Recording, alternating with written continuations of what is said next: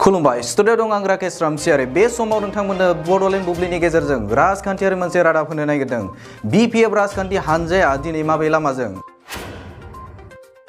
मा जाहोनाव सानफा एफा बिपिएफ राजखान्थि हानजानि एमसिएलएफोरा गुबुन गुबुन राजखान्थि हानजायाव हाबफैबाय दङ थारैनो हाग्रामा महिलारि थामहिनबा बिपिएफ राजखान्थि हानजानि आफादगिरि हाग्रामा महिलारिया गावनि दैदेनगिरिफोरखौ हमथाना लाखिनो हाला नामा बे समाव बावैसो सिगां बिजेपि राजखान्थि हानजायाव बिपिएफ राजखान्थि हानजानि एमसिएलए प्रभात बसुमतारी आरो राजीव ब्रह्म बिथांमोना हाबफैनायखौ लानानै हाग्रामा महिलारिया बुंनाय बाथ्रा थामहिनबा 40 लाख रां होनानै बिथांमोना हाबफैनाय बाथ्राखौ लानानै 40 लाखनि बाथ्रायाथ' जकिं खालामनानै बुंनाय बाथ्रा बियो हाग्रामा महिलारि बिथाङा प्रभात बसुमतारी बिथांखौ बुंनाय रावा गासैबो जकिंसो दायो बुंनो थाङोब्ला बिपिएफ हिसाबै बहुत माने उसुबिदायाव दं बेखौ बिपिएफनि एमसिएलए आरो गोबां दैदेनगिरिफोरनि गेजेराव मोजां गैलिया सिङाव नांलाय खमलाया सोलिगासिनो दङ आरो बिपिएफ दोलोआ गोबां लोरबां जालांगासिनो मोजां अबस्थायाव गैला होननानै दिनै जोंनि खौरांनि गेजेरजों फोरमायो बिथाङा फोरमायबावोदि जेरैखि जाया 28 नं बियाबनि जिरन बसुमतारीखौ देरहाहोनांगौ होननानै दानिया फैदो थारैनो बिपिएफनि गाहाय दैदेनगिरि हाग्रामा महिलारिनि अबस्थाया मा थासारियाव दङ प्रभात बसुमतारी बिथांनिफ्राय आबुङै मिथिना लानि 40 लाखनि बाथ्रायाथ' जकिं खालामनानै बुंनाय बाथ्रा बियो आंहा दासान्दि बुंनो थाङोबा दा मालानो गैया बबेनिफ्राय 40 लाख लानानै अबाव हैनो बे जकिं खालामनानै बुंनाय बाथ्रा जों बेखौ सानो आरो बिपिएफआ दा मा हालोदाव दं बर्तमानथ' दायो बुंनो थाङोब्ला बिपिएफ हिसाबै बहुत माने उसुबिदायाव दं बेखौ जों मोनदांदों खारन बर्तमान जायफोर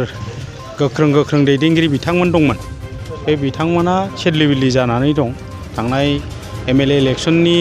बा बिटिसि इलेक्शननि बिटिआर इलेक्शननि उननिफ्रायनो लिडारफोरनि गेजेराव माने माखासे मिल गैलायै माने बेखौ जों नुनो मोनदों बेखायनो बर्तमान जिनिखि हालोद बिपिएफनि बियो दुरबलखौनो बुंनांगोन आं बेखौ बुंनो सानो नोंथांनि बिजेपिआव हाबनायनि माबाफोर जाहोन दङ नामा रायजो राजानि डिमान्ड बा रायजो राजानि लुबैनाय खारन आङो 2015आव खेबसे इलेक्शन गेलेदोंमोन जेनदों रायजो राजाफ्रा मोनसे बिसास लानानै आंनो भट दान होदोंमोन बै समावबो खिन्थु नैबे 2020आव खेबसेबाव आरो आंखौ स्कप होदों रायजो राजाफ्रा माबा मोनसे मिजिं थिनानै ओनसोलनि उन्नति बा जौगालु हाबाफारिखौ लानानै बा जोंनि समाजाव गुबुन गुबुन हारि माहारिफोर दं बा जों बिथांमोननि जि लुबैनाय बेखौ खेंसेबाबो सुफुंनो हागोन बिदि लानानै आङो बिजेपि दलआव हाबदों आरो लोगोसे जोंहा आसामनि chief minister doctor Hemant Biswa जोंनि बिटिआर ओनसोलावबो सान्थि गोजोननि मोनसे बारहावा बारदों दा बेखायनो आङो बुंनो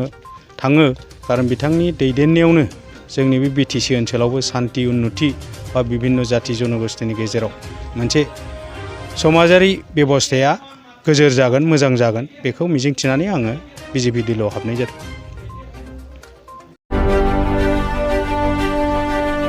हारि राव बासियालासे राजखान्थि रांखान्थि अरायबो उदां आरो सैथो खौरां नोंथांजों लोगोसे बड'लेण्ड बुब्लिखौ फल' खालाम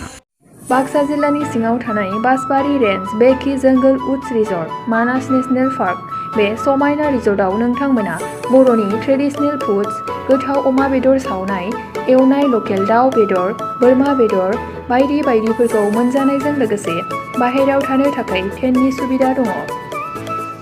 बन fire jeep safari rafting elephant ride tea garden walk आलादा एसि गोनां खथानिबो सुबिदा दङ बे सुबिदाखौ लानो थाखाय नैबे नाम्बाराव फन खालाम 9101749562 एबा 9707614012 आरो 98648327334